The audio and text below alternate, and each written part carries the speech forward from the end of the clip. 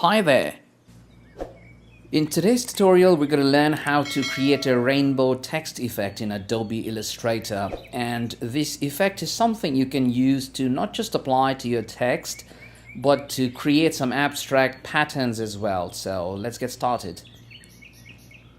I'm going to create a new document and change the unit to pixels and the dimensions to 1280 by 720 pixels. I'd also change the raster effect to 72 ppi just to ensure that the process does not slow my computer down. And lastly, the color mode to RGB and hit create. Now that I have my document open, let's grab the rectangle tool and change the stroke to none and fill to red. Click on the screen once to populate the rectangle setting and change the width and height dimensions to 5 pixels each and hit OK. It's going to appear as a very tiny square, but don't get alarmed because we'll be turning it to a brush soon. So let's zoom in and ensure that your square is selected and then go to Effect and then Distort and Transform and then Transform. And in the transform effect pop-up screen, update the vertical move to 5 pixels. So by doing this, it will move 5 pixels vertically and then change the copies to 5 and hit OK. And you shall find 5 copies being added. But at this point, all the squares are kind of married to each other and we don't want that. So to help them file for a divorce, select the main square and go to Object and then expand appearance. So now they will have some sort of individuality, but they are still joined at this point. So with them selected, hit the ungroup button on the right. You might have to hit ungroup twice to completely disconnect them. Now click on the second square and change it to orange. Third one gets a yellow. Fourth, a green. Fifth to be blue, and sixth, purple.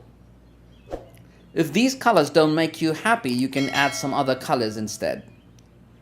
Once you're done adding colors, select all the squares and go to Window and then Brushes to show the Brushes panel, or hit the shortcut F5 for both Mac and PC. Mine is already here, so I don't really need to click it. Let me take the Brushes panel out.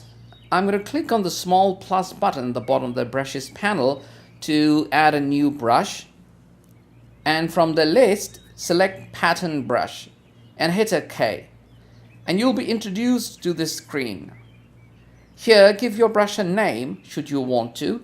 I'm going to name it colorful, and whatever settings you see here, ensure that yours also look much like this. So I don't have to make any further changes here, and I'll hit OK. You can find the rainbowy brush pattern sitting in the brush panel now. And you can now delete these squares if you want to by hitting the delete key or the backspace key. Next, I'm going to grab the text tool and click once on the artboard and type in I love you or any other suitable text. Let's center align it as well. Now select the text and let's change the font to Stardust Adventure. If you don't have this font, you can use any similar font, but if you really want to practice along using this font, you'll find a link in the description from where you can download this font for free. Just ensure that you don't use it commercially. Okay, I want to increase the character spacing. Well, I see that the character spacing is already set to 50, so let's increase it further to about 80. The reason why we need extra space between these letters is so that once we apply our brush, there should be some space between them for legibility. As we know, our brush is going to be a little thicker than usual. I think I need to increase the font size a little bit more.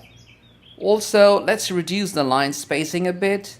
Alright, now once satisfied with the size and the position of your text, let's go to Transparency panel and lower the opacity to about 20%. Then lock this layer and click the Create a New Layer button at the bottom of the Layers panel. So this is going to be our active layer now. Let's grab the Pen tool and we need a stroke of 1 pixel and set the fill to none. Now what we need is to trace the letters in a way that all our letters have just one spine, so that we could apply our brush easily to that one spine. You can go creative here and stretch your lines to make it look nicer. While you're tracing it, don't worry about the anomalies, and by anomalies I mean lines that are not smooth enough or have corners where they should have curves. Just maintain the flow of the letters and finish the trace first. We'll fix the issues once we are done with the trace. Now that the trace is done, let's individually click on the letters to see if they need fixing, and let me introduce to you the Smooth tool. It sits under the Pencil tool. So all you need to do is have your letter selected and just run the Smooth tool over the areas you think are not smooth enough or not curvy enough. So basically it removes anchor points or add anchor points depending upon the situation, just to straighten a particular path or make the curve smoother. So you might have to run the Smooth tool more than once, in fact a few times in certain cases as well, until you're satisfied with the result. So you see this leg of a letter L does not really have a smooth curve. It has this bent that I don't like. So let's run the Smooth tool over it. And there you go, it's fixed.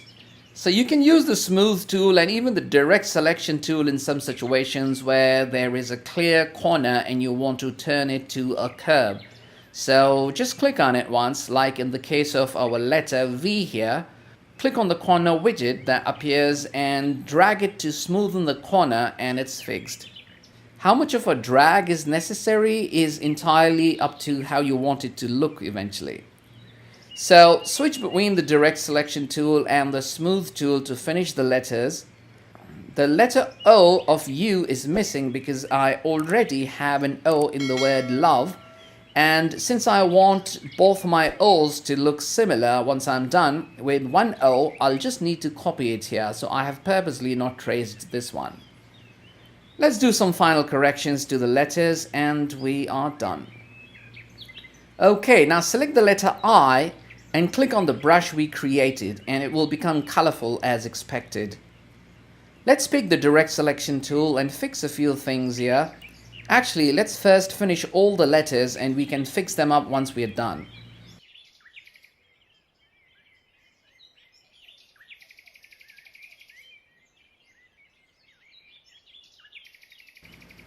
Now grab the Width tool and make necessary adjustments to the letters to widen them or thin them down. If you haven't used the Width tool ever, do check my video on how to master Width tool from the card above.